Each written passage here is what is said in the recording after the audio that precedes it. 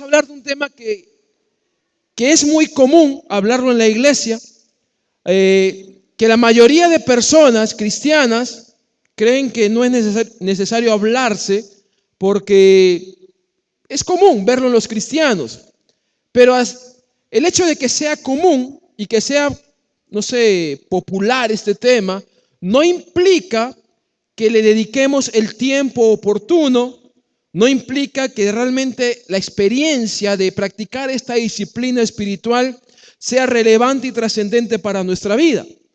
Puede ocurrir que esta disciplina espiritual haya caído en una práctica monótona, insípida, a veces hasta superficial o intrascendente, ¿no? Ya lo hacemos porque tenemos que hacerlo.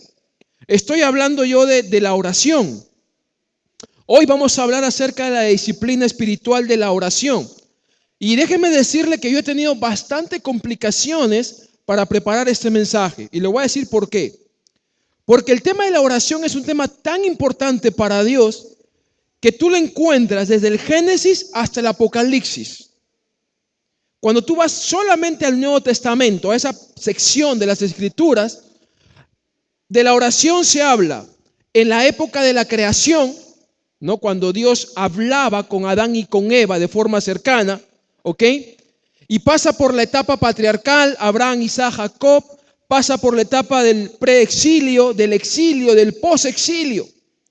Durante todo el Antiguo Testamento hay diversos pasajes que hablan acerca de la oración. Y es más, cuando tú haces un acercamiento histórico de cómo ha sido el progreso de la oración en la historia bíblica, te vas a dar con una triste realidad. Que en el huerto del Edén, dicen las Escrituras, que Dios hablaba con Adán y con Eva. Que era una comunicación muy natural, ¿no es cierto? Y cotidiana. Pero cuando tú vas llegando a los últimos tiempos del Antiguo Testamento y te metes a estudiar este periodo intertestamentario, que para los que han llevado saben que duró 400 años. Entre el libro de Malaquías y el libro de Mateo hay 400 años de historia. La oración perdió su valor. En la creación, en la época patriarcal, en la época del preexilio, exilio y aún en el posexilio en alguna medida, la oración era una práctica habitual del pueblo de Dios. Era una práctica cotidiana, era común y natural ver a los judíos orar a Dios. Pero en estos 400 años de historia, la oración fue perdiendo importancia y relevancia, al punto que se hizo de la oración una práctica legalista, una práctica coercitiva, obligada, y uno sabe, pues cuando a alguien lo obligan a hacer algo, pierde la esencia, ¿no es cierto? Tienes que hacerlo, ¿por qué? Porque tienes que hacerlo. Como que uno que ya pierde la motivación, las ganas de hacerlo. Y quizás a eso se deba lo que hoy sucede en muchas iglesias y en muchos cristianos. Cuando uno empieza en la vida cristiana, como que la oración es un asunto vital, ¿sí o no? Como que uno quiere orar como nunca antes ha orado. Pero van pasando los años y como que se va perdiendo el primer sabor de las primeras oraciones. Como que se va perdiendo la inquietud, la pasión por orar. Al punto de que muchos cristianos y muchas iglesias han hecho de la oración una práctica rutinaria, obligada, coercitiva, ¿no es cierto? No nos queda más que simplemente hacerlo. Hay que orar en las mañanas, hay que orar en las noches, hay que orar antes de los alimentos. Y eso quizás se refleja en la propia vida de oración de la iglesia. Es interesante que normalmente las estadísticas de asistencia siempre nos dicen que el día domingo viene el 80-90% de las personas. Pero cuando hay un culto de oración, viene menos del 50%. Vienen entre el 20 a 30% de la congregación. Eso nos hace ver a nosotros que la oración puede estar siendo un aspecto que hay que desarrollar en nuestras vidas, individuales y como iglesia. ¿No es cierto? Siendo un aspecto tan importante porque Dios lo ha tratado de Génesis al Apocalipsis. Cuando tú vas al Nuevo Testamento, tú encuentras que Jesús, y hablaremos un rato más de él, pero Jesús tuvo una práctica o una vida disciplinada en cuanto a la oración. Ya hablaremos de Jesús en un ratito. Pero el apóstol Pablo, en todas sus cartas, deja ver de que la oración en su vida y ministerio siempre estuvo presente.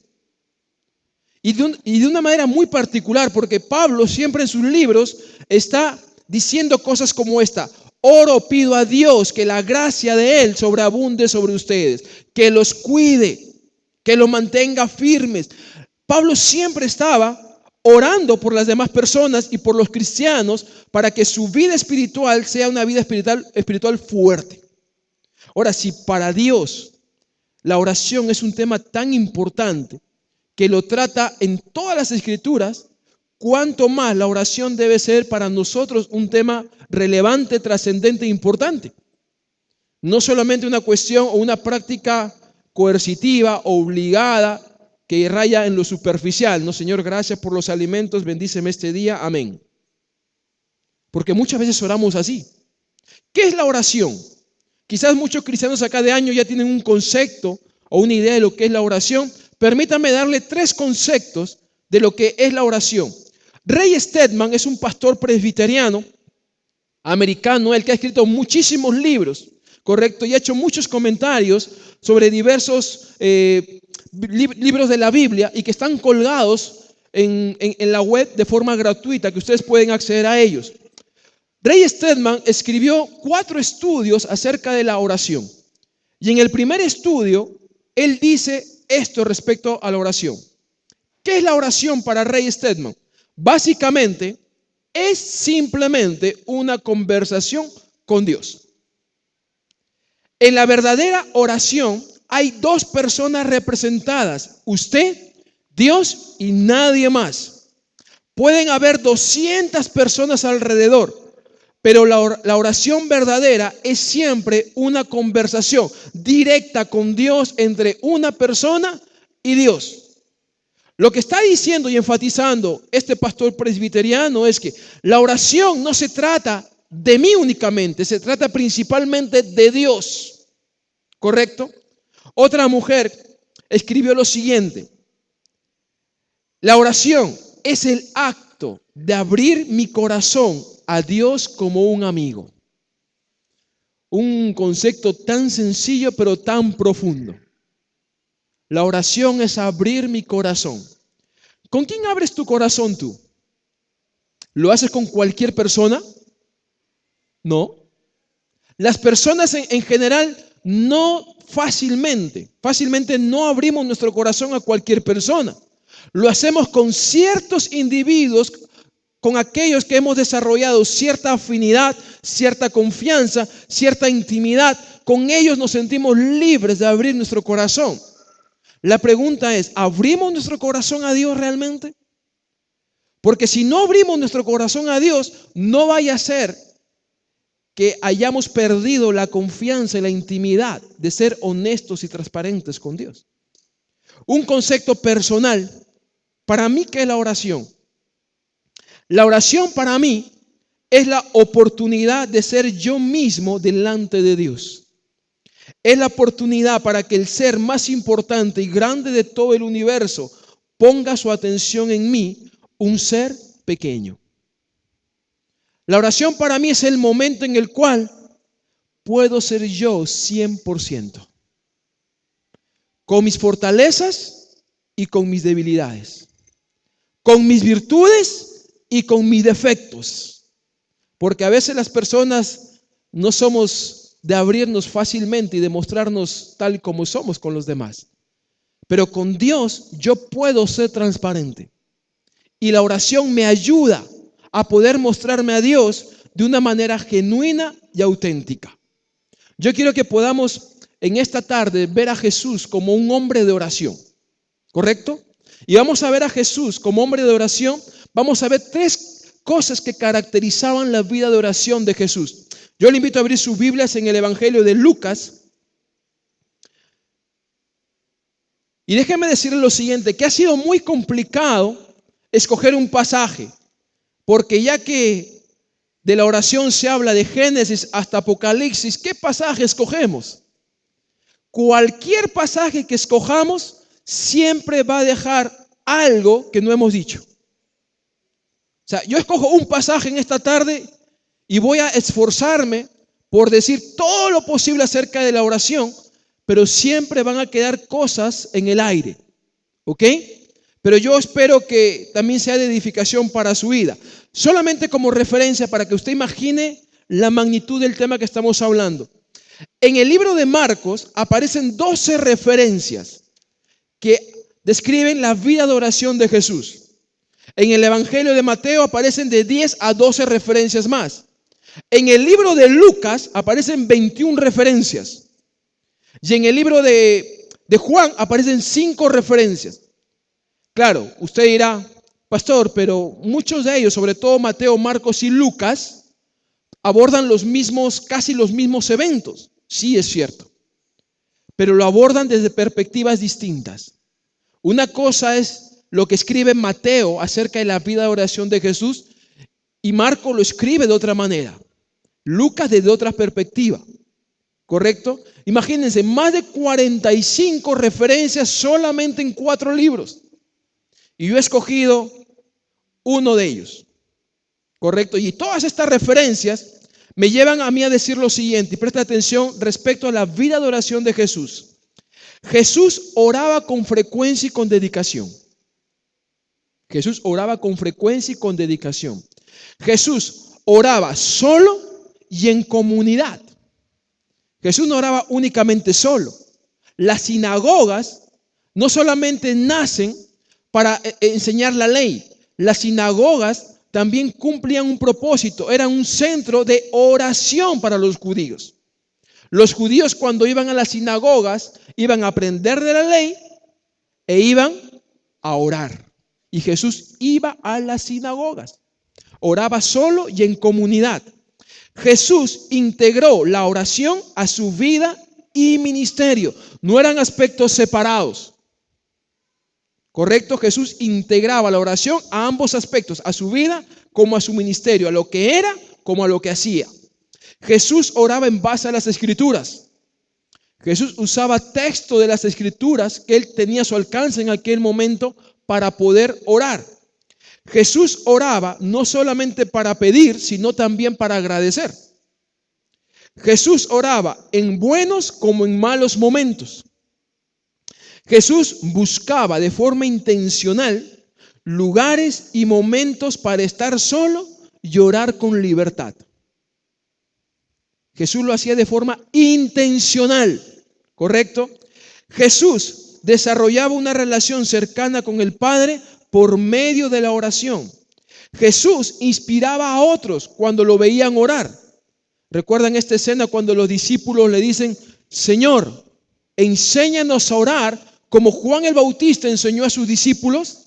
La pregunta es, ¿qué pudieron ver ellos como discípulos del Señor que impactó sus vidas? Algo tuvieron que ver, algo tuvieron que oír para decirle, Maestro, enséñanos a orar. La oración es algo que se aprende. ¿Cómo? Orando. No hay cristiano que cuando haya conocido al Señor ya sepa orar. Todo cristiano, desde el momento que empezó su vida cristiana, empieza también una aventura llamada oración. Aprendemos a orar. Y necesitamos de otras personas para que nos enseñen a orar. Nuestro principal maestro es el Espíritu Santo. Pero también necesito aprender de mis hermanos, que me enseñen ellos a orar. Jesús supera la formalidad judía de orar en tiempos específicos, porque los judíos también tenían horarios específicos en los cuales oraban. Jesús no se limita a esos horarios. Jesús es espontáneo. Jesús busca aprovechar cualquier circunstancia también para orar. ¿Ok? ¿Cómo te imaginas a Jesús orando? ¿Cómo te imaginas a Jesús orando? A ver, si yo te hago la pregunta, ¿cómo te imaginas que era la vida de oración de Jesús? ¿Te lo imaginas de rodillas? ¿Te lo imaginas recostado en el césped? ¿Te lo imaginas orando corto? ¿Orando largo?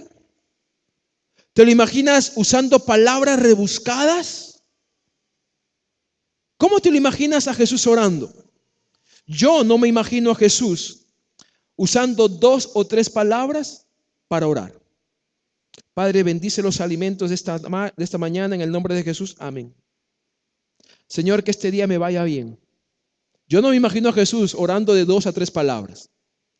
No me imagino a Jesús mirando el reloj, diciendo, uy, es tarde. No me lo imagino midiendo el tiempo Jesús cada vez que hablaba con su Padre. No me imagino a Jesús haciendo de sus responsabilidades la mejor y la mayor excusa para no orar. Es que no puedo orar porque tengo muchas cosas que hacer. Me esperan, no sé, 3,000 personas afuera a quienes hay que darles de comer. Me esperan 60 personas que están pidiendo que los sane. Me están esperando en la sinagoga los fariseos porque quieren discutir un tema teológico. No tengo tiempo para orar. No me lo imagino a Jesús poniendo sus responsabilidades por encima de su necesidad de hablar con el Padre. No me imagino a Jesús tan cansado que no tenía tiempo para orar o que hacía que su oración sea ligera y superficial. Ay, Señor, tú sabes cuán cansado estoy, así que gracias por todo el día. Yo no me imagino a ese Jesús. Yo me imagino a un Jesús que a pesar del cansancio, Señor, oh Padre, estoy tan cansado, pero quiero darte las gracias porque todo este día ha sido un día fructífero para mí. Yo no me imagino a Jesús dando gracias solamente por los buenos momentos. Yo imagino a Jesús dando gracias aún por los malos momentos. Padre, gracias por todo lo que me has permitido hacer. He sido cansado de atender a 3,000 personas y encima discutir con los fariseos que están en contra de lo que quiero hacer. Pero Padre, gracias. Yo no me imagino a Jesús diciendo que por ser hijo de Dios, Él no necesitaba de orar. Porque Jesús pudo haber dicho, ¿para qué voy a orar yo? Si yo soy el hijo de Dios, no tengo necesidad de orar. Pero sin embargo, vemos a Jesús orando permanentemente. No hay nada que hacer, que Jesús es el mejor ejemplo de lo que implica una vida de oración. Y nuestro modelo por excelencia debería ser Jesús en cuanto a la vida de oración. ¿No es cierto? Él debe ser nuestro modelo, nuestro ícono. Yo quiero orar como Jesús oraba. Yo quiero hablar con el Padre como Jesús hablaba con su Padre. Lucas capítulo 22, 3 características de la vida de oración de Jesús. Y saliendo, versículo 39, se fue como solía al monte de los olivos. Y sus discípulos también le siguieron. Cuando llegó a aquel lugar les dijo, orad que no entréis en tentación. Y él se apartó de ellos a distancia como de un tiro de piedra. Y puesto de rodillas, oró, diciendo, Padre, si quieres, pasa de mí esta copa. Pero no se haga mi voluntad, sino la tuya. Y se le apareció un ángel del cielo para fortalecerle. Y estando en agonía, oraba más intensamente. Y era su sudor como grandes gotas de sangre que caían hasta la tierra. Cuando se levantó de la oración y vino a sus discípulos, los halló durmiendo a causa de la tristeza. Y les dijo, ¿por qué dormís? Levantaos y llorad para que no entréis en tentación. Ubiquémonos en el contexto del pasaje porque es importante. Ya habían pasado cerca de 3 años de ministerio público del Señor Jesús.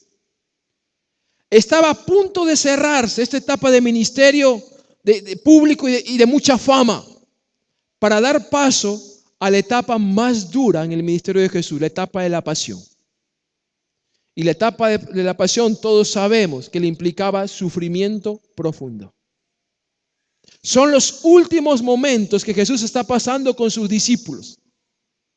Ya un grupo de ellos le dice, vamos, acompáñenme, vayan conmigo, quédense aquí, manténganse orando para que no sean tentados. Yo voy más adelante y voy a orar.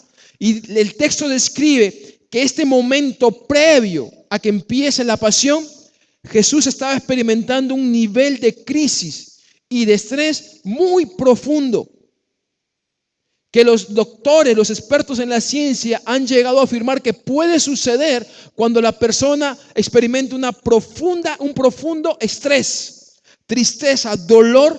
Puede darse lo que se dio aquel momento en la vida de Jesús: sudar como gotas de sangre. Jesús ora en aquellos momentos, y en esos momentos el Padre envía un ángel para fortalecerle. Y luego que es fortalecido, se levanta y va a ver a sus discípulos y los encuentra secos. A causa de la tristeza se quedaron dormidos. No sé cuántos han quedado dormidos alguna vez a causa de la tristeza. Cuando estás llorando y llorando y llorando por una situación que está ocurriendo, que sabes que va a ocurrir, y te has quedado profundamente dormido. Esa era la situación de los discípulos. Levántense.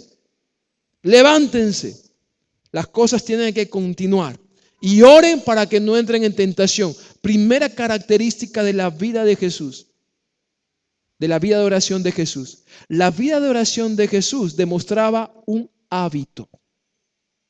Fíjense el versículo 39, y voy a leerlo en otra versión, en la versión Biblia de las Américas. Y saliendo se encaminó como de costumbre. Esto no era algo que sorprendió, era algo habitual. Miren otras referencias bíblicas. Mateo capítulo 14, versículo 23. Despedida la multitud, subió al monte a orar aparte. Lucas capítulo 5, verso 16, dice lo siguiente: mas él, Jesús, se apartaba a lugares desiertos y oraba.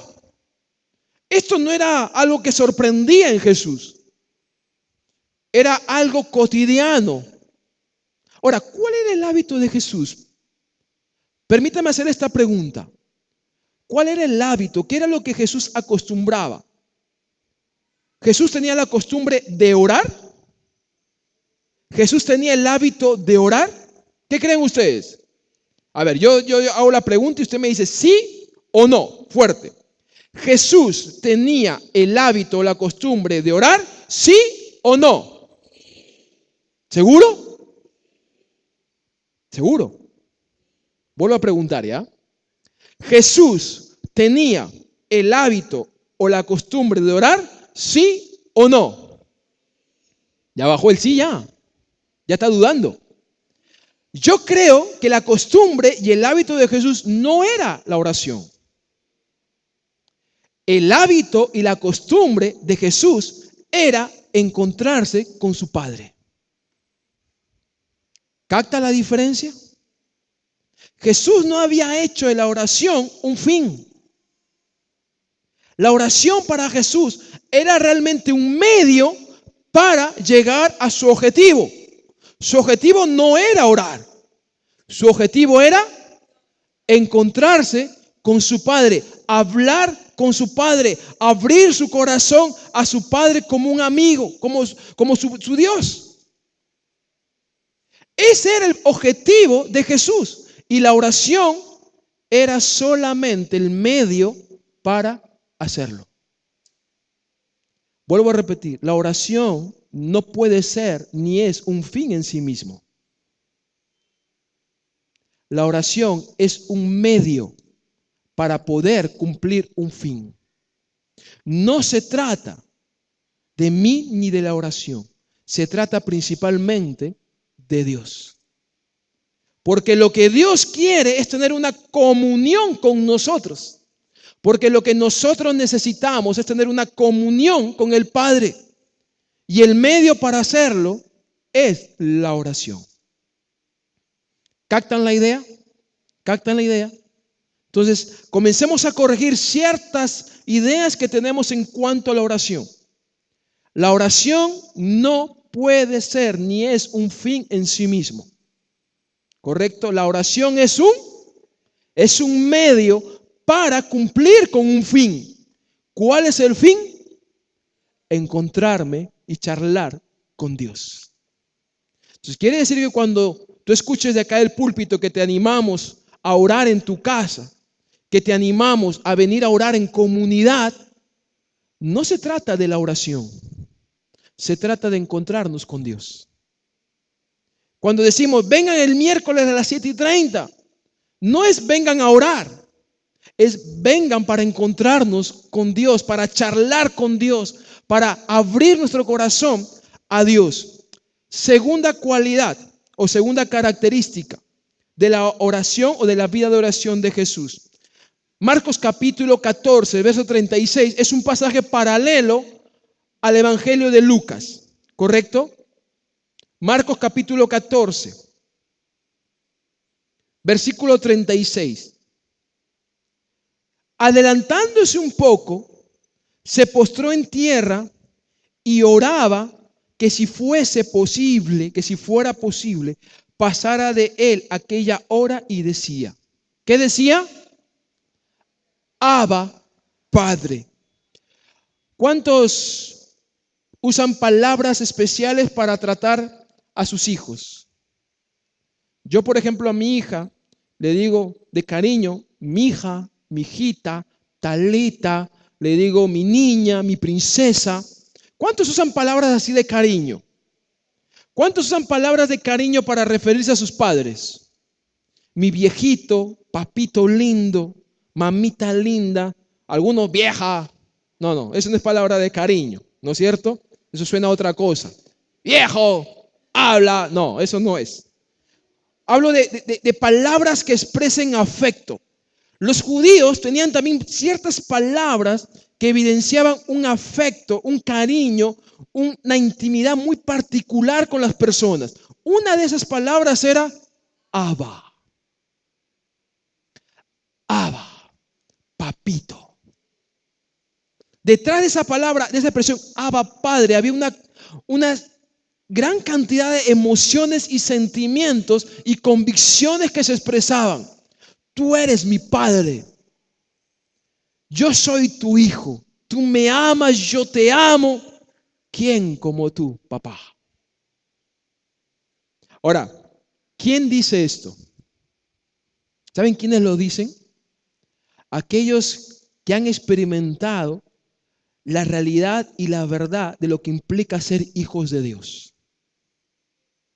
Y permítanme aquí abrir en alguna medida un tema muy personal, muy individual de nuestra familia, que no voy a dar muchos detalles. Pero la Biblia deja registro que nosotros hemos sido adoptados por Dios. Miren lo que dice Romanos capítulo 8, versículo 15. Habéis recibido el espíritu de adopción, por el cual clamamos, Abba, Padre. Miren la relación que existe entre la realidad de ser hijos y la expresión de cariño y afecto que un hijo puede expresar a alguien que lo ha tomado como su hijo, a alguien que ha identificado como su padre. Gálatas capítulo 4, versículo 6, nuevamente el apóstol Pablo, por cuanto sois hijos, y sigue escribiendo, clama, Abba, Padre. Nuevamente la relación, hijos y el efecto de cariño, ¿no es cierto?, de amor de un hijo por su padre. ¿Quién puede expresar cariño, afecto y amor a Dios? Solamente aquel que vive bajo la realidad de lo que implica haber sido adoptado por Dios. Y es un tema tan profundo, hermanos, que muchos cristianos no viven o no vivimos bajo esa realidad. Antes estábamos separados, producto del pecado. Cuando Cristo llega a nuestras vidas, le reconocemos como Señor y Salvador. Él quita esa brecha que había y nos acercamos al Padre. En el ámbito de lo espiritual se produce algo sumamente especial y sobrenatural. Dios nos adopta. Dios nos adopta. Y Dios nos hace y nos reconoce como sus hijos. ¿Cuántos de ustedes han sido adoptados? No, hablo en el plano humano. ¿Cuántos de ustedes han sido adoptados? Levanten la mano los que son adoptados. ¿Cuántos han adoptado a alguien? Permítame decirle algo. Mi esposa y yo y mi hija le podemos compartir lo que eso implica. Yo fui adoptado como padre. Y hermanos, ustedes no saben la tremenda verdad que descubrí en el proceso de adopción. No se imagina. A mí no me cabe la menor duda de quién es mi hija. No me cabe la menor duda. Y nada ni nadie me va a hacer cambiar ni dudar de esa realidad. Y cuando yo traslado esta realidad al plano de lo espiritual y comienzo yo a vivir bajo la verdad espiritual de que yo tengo un Dios que además de Dios es mi Padre y que como Padre me ha hecho su hijo y que como hijo me ha hecho heredero, ¿no es cierto? Y como heredero tengo todos los privilegios de ser un hijo de Dios. Hermanos, lo único que va a despertar en mi corazón es decirle, papito mío. Expresiones de afecto. Solo un verdadero hijo puede expresar amor a su padre. La pregunta es, ¿oramos? ¿Expresamos afecto? ¿Le decimos a Dios cuánto le amamos? Mire, la oración puede ser un bello momento en el cual tú puedes declararle tu amor, tu afecto a Dios como Padre. Abba, Padre. Cuando se conjugan estos términos, Abba y Padre, ¿cuál es el resultado? Primero, una sensación profunda y tierna, la cual es muy íntima. El saber que soy amado por Dios y que ese Dios es mi papá. El otro resultado es una expresión de dulzura y convicción intensificada. A mí no me cabe la menor duda que Dios me ama. Y cuando lo recuerdo, lo único que despierta en mi corazón es decirle, yo también te amo, mi Señor. Pero a veces la oración se ha convertido en algo tan rutinario, ¿no? Señor, bendíceme en este día. Señor, bendice los alimentos. Cuídame, Señor. Sana a mi hermano. Y hemos hecho de la oración una práctica para pedir. Y hemos perdido la oportunidad de que a través de la oración podamos expresarle a Dios cuánto le amamos. ¿Cuándo fue la última vez que de lo profundo de tu corazón, abriendo tu corazón a Dios, le dijiste, te amo? Te amo, Dios, realmente. Gracias por me has permitido ser tu hijo. Tercera cualidad de la vida de oración de Jesús. En el mismo Marcos capítulo 14, verso 36. Para ti todas las cosas son posibles. Aparta de mí esta copa. Y me encanta esta expresión, pero no se haga lo que yo quiero, sino lo que tú quieras. No perdamos de vista el momento de crisis que Jesús está viviendo.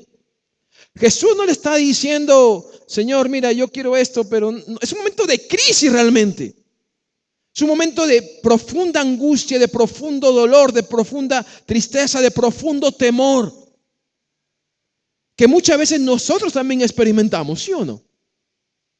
Pero a veces las crisis para nosotros son la mejor excusa para no orar. Presta atención. A veces las crisis son las mejores excusas y argumentos para no orar. Ay, que pastor, no tengo mucho tiempo porque tengo tantos problemas que tengo que ver cómo solucionarlos. Mira a Jesús, que en un momento de profunda crisis, Él se arrodilla y dice, Padre, si quieres, pasa de mí esta copa, pero no se haga mi voluntad, sino la tuya. Obviamente Jesús sabía lo que se estaba enfrentando, sabía lo que venía. Y como hombre Jesús sabía que iba a sufrir, pero no evadió la crisis. Usó la crisis para hablar con papá. Esto demuestra que Jesús hacía de la oración una declaración de rendición y de sumisión a su Padre.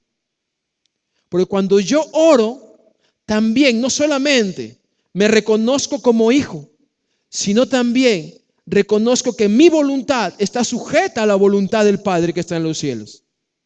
Y que mi vida no depende de lo que yo quiero y de mis intereses, depende de lo que Él quiera, porque la palabra de Dios dice que la voluntad de Él es buena, agradable y perfecta.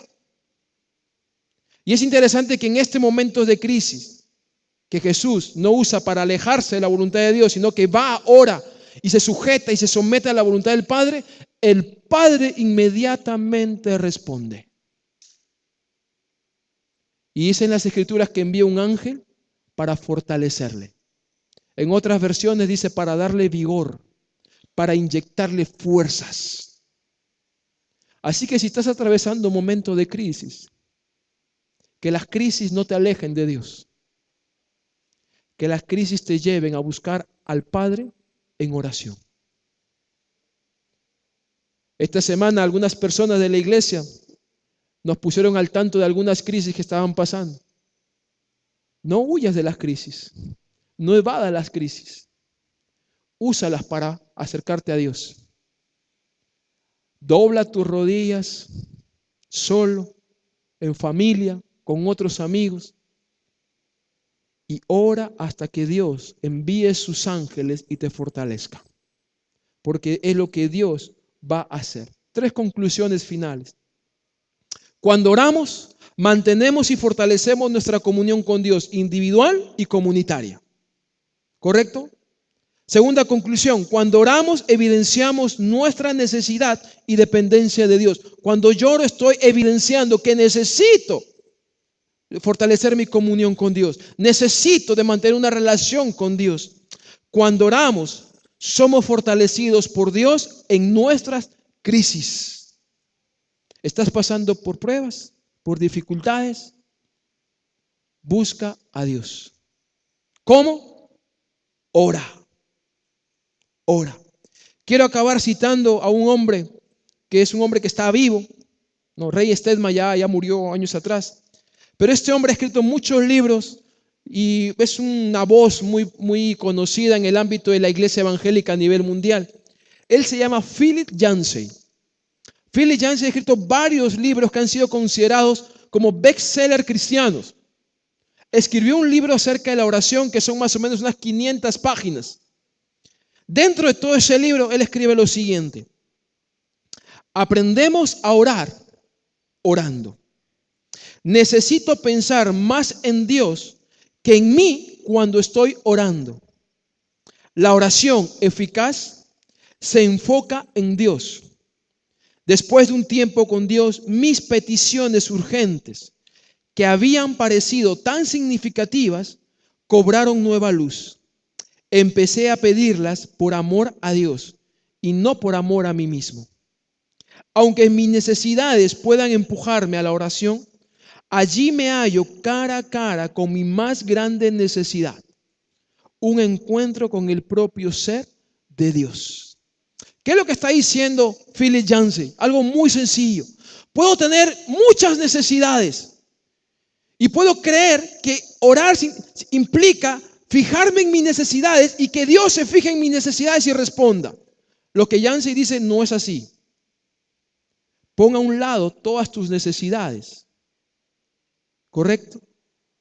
Y pon por encima de todas ellas tu necesidad de hablar con Dios. Tú y yo como Jesús necesitamos acercarnos frecuentemente al Padre y hacer de eso una necesidad por encima de todas. Y quizás nuestra vida de oración va a ser transformada. Pasará de ser una vida de oración superficial, mecánica, coercitiva y a veces obligada, a ser una vida de oración natural, cotidiana, donde puedo ser yo mismo delante de Dios, porque sé que Él me ama. Y miren lo que dice el apóstol Pedro. Primera de Pedro capítulo 3 versículo 12, y con esto acabo. Dice lo siguiente, porque los ojos del Señor están sobre los justos. ¿Te imaginas?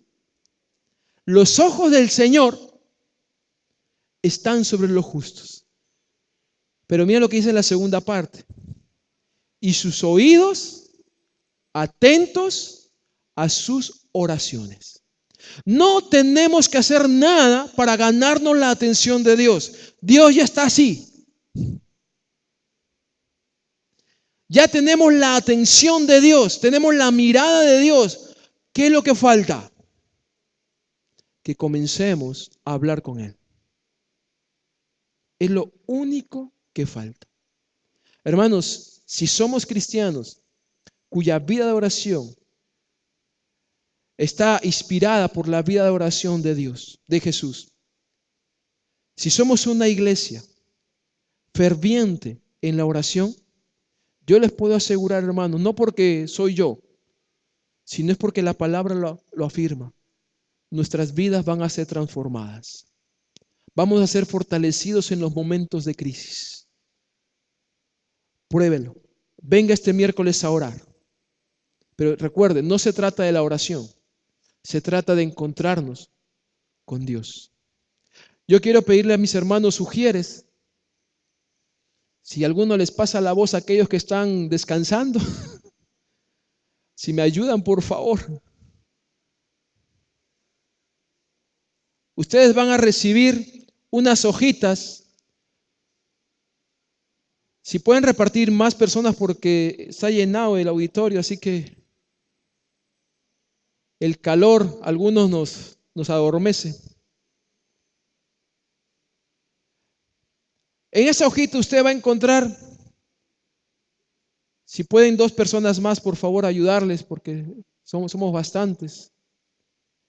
Va a encontrar algunos consejos prácticos para mejorar en su vida de oración.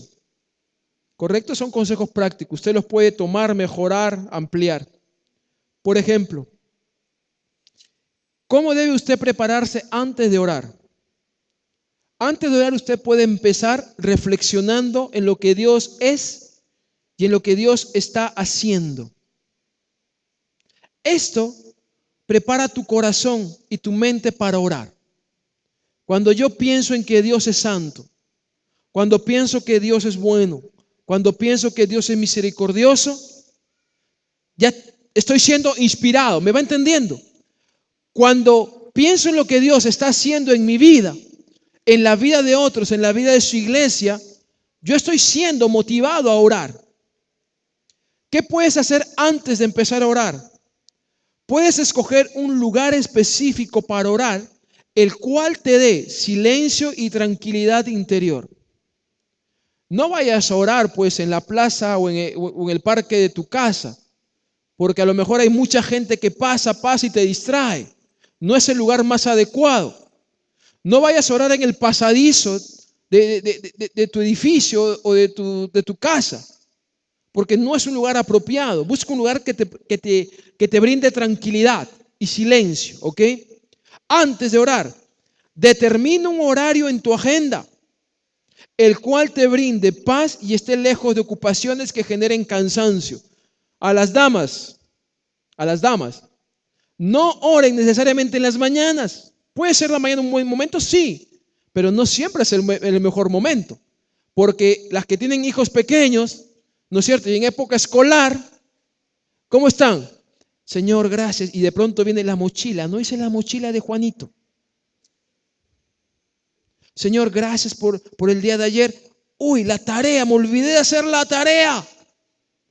Entonces, no es el mejor espacio para algunos para orar. No hay mayor bendición en orar en la mañana o quizás orar en la noche. El asunto es encontrarte con Dios. Encuentra el mejor momento. ¿Ok? Encuentra el mejor momento. No ores en momentos donde estés cansado, pues. Si sabes que tu trabajo es de 12 horas diarias, si eres taxista, no te conviene orar en la noche. Porque ¿qué va a suceder cuando eres en la noche siendo taxista? Te vas a quedar dormido. Si eres profesor, correcto, y enseñas en la tarde, la noche no es el mejor horario para orar, porque estás cansado, agotado mentalmente. ¿Ok? Elabora una lista de razones. Cuando vayas a orar, no vayas, cierre tus ojos y comienza. ¿Y ahora por qué oro? Verdad. voy a orar por mi abuelita. Y después, ¿y ahora por qué oro? Voy a orar por mi perrito. Muchas veces no oramos porque no tenemos razones por las cuales orar. Entonces, ¿qué haces? Previamente a tu oración, agarra un cuadernito, ¿cierto? Y pon 20 de marzo o 21 mañana. Voy a orar por mi esposo. Voy a orar para que mi esposa, en el caso mío, para que mi esposa pueda el día de hoy disfrutar de hacer sus cosas que tiene planificadas hacer. Entonces ya tengo un motivo de oración, ¿cierto? Martes 22 de marzo voy a poner Pastor Adrián, Pastor Néstor, Pastor Víctor. Voy a orar el martes en la mañana para que los pastores puedan tener sabiduría de Dios y dirigir sabiamente a la iglesia. Entonces, cuando vas a orar, ya tienes tu horario, tienes tu lugar. Además, tienes ¿qué? Motivos por los cuales orar. Entonces, tu oración no se vuelve, no divaga tu oración, ¿ok? Durante la oración, ¿qué puedes hacer? Desarrolla una postura adecuada, ¿correcto? Es importante la postura, pero no es indispensable. Dios no escucha la oración solamente de aquellos que oran de rodillas. Y de los que oran sentados, Él no atiende la oración, no. Pero la postura es importante. Por ejemplo, los miércoles de oración, yo me he dado cuenta que algunos hermanos cuando oran, no se sientan en las sillas, sino que se echan en las sillas. Entonces, en esa posición, ¿vas a orar? No, te vas a relajar y vas a perder la concentración, ¿no es cierto? Si te estás quedando dormido, ponte de pie y dile, hermano, perdóneme, yo voy a orar de pie para poder seguir orando con ustedes.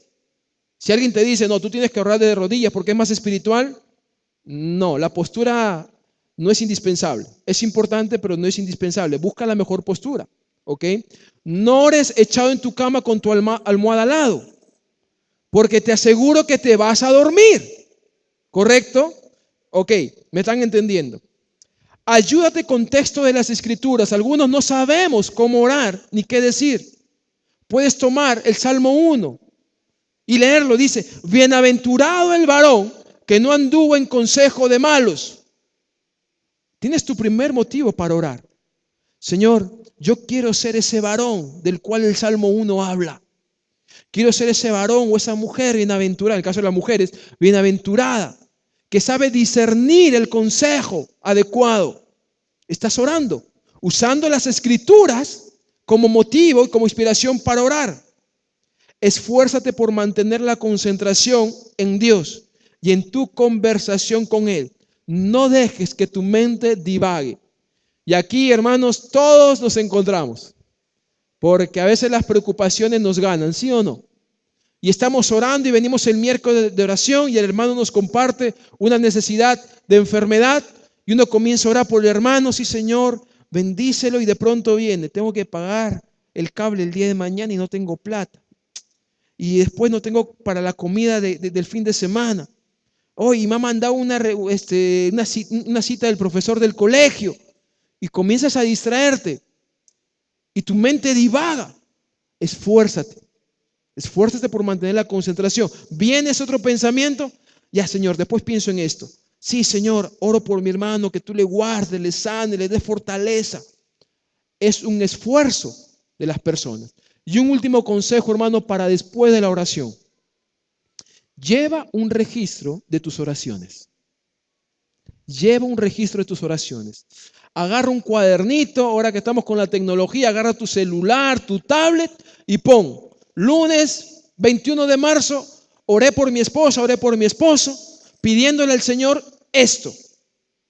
Llegó el mes de abril, ¿no es cierto? Y Dios respondió a tu esposa te dice, oye, gracias porque desde las últimas veces que te he escuchado orar por mí, yo estoy trabajando con mayor ánimo. Agarra tu cuadernito, tu celular, tu tablet y anota. 15 de abril, 8 de la noche. Dios respondió a mis oraciones. Y hermanos, la oración es una disciplina que se practica de manera individual, pero también de manera comunitaria. ¿Correcto? Así que este miércoles le espero a las 7:30 para encontrarnos y hablar con Dios. Amén. Vamos a orar. Te damos las gracias, Señor, por esta mañana o esta tarde. Perdónanos por quizás haber hecho de la oración una disciplina mecánica, superficial y quizás hasta obligada. Queremos, Señor, entender que cuando oramos no se trata de la oración ni de nosotros, se trata de ti y de lo que tú quieres para nosotros, Dios. Que podamos ser como Jesús en cuanto a la oración. Que podamos hacer de nuestra relación contigo un hábito. Que podamos hacer de la oración un momento para declarar nuestro amor por ti. Y que podamos hacer de la oración un espacio para poder sujetarnos a tu voluntad y reconocer que dependemos de ti. En Cristo Jesús. Amén.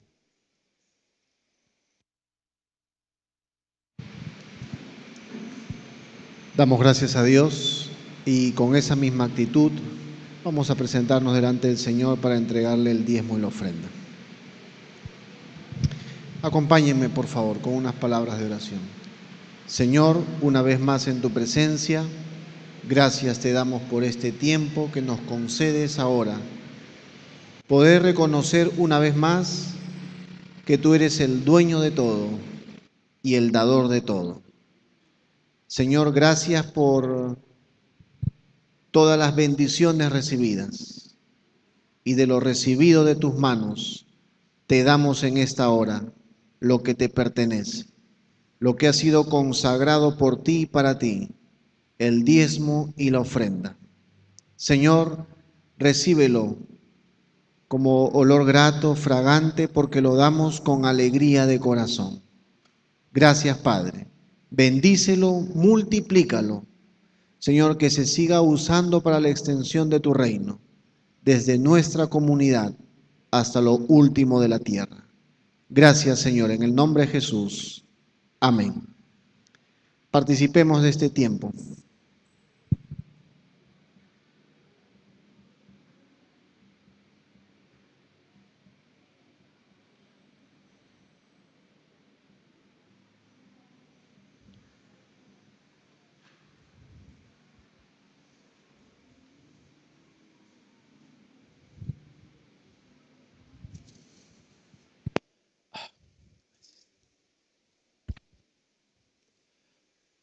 Mientras estamos recogiendo nuestros diezmos y ofrendas, yo le pido que preste atención al video que va a salir.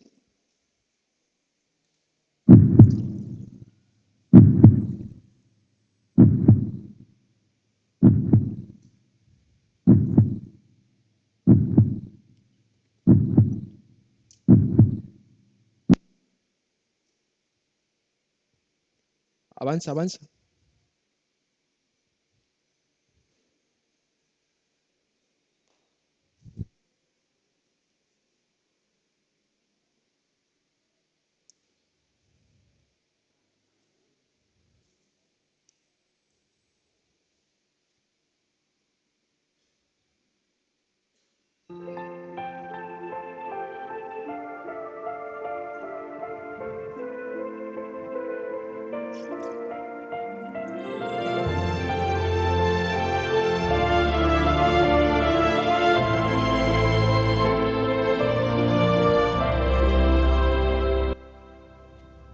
Mi esposo estaba predicando el evangelio al aire libre. Vinieron los guerrilleros, se lo llevaron a la selva y le dispararon.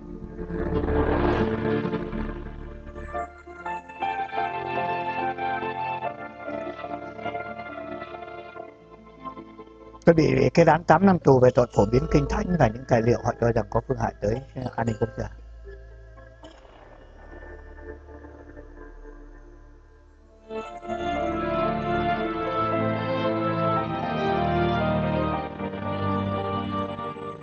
Makĩhũrana mahiga na thimbũ nĩ tondũ wa kũhunjia ũhoro mwega kũrĩ andũ a itũũra. Andũ a itũũra maarĩ Ithĩramu.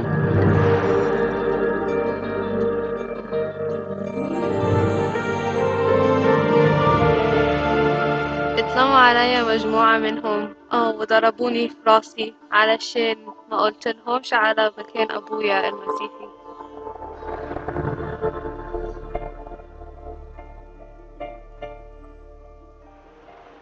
En el mundo hoy, fuerzas del mal intentan acabar con el Evangelio.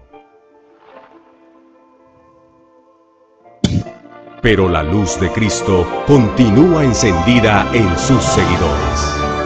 Y somos llamados a afirmar las otras cosas que están para morir. Una persona puede cambiarlo todo. Una persona puede traer esperanza. Una persona puede levantarse frente al enemigo y declarar que la oscuridad hoy no vencerá.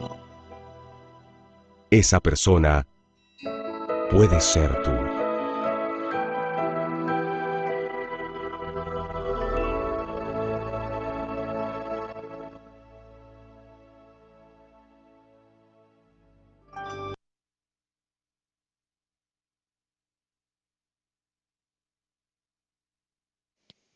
Solamente quiero mostrar algo.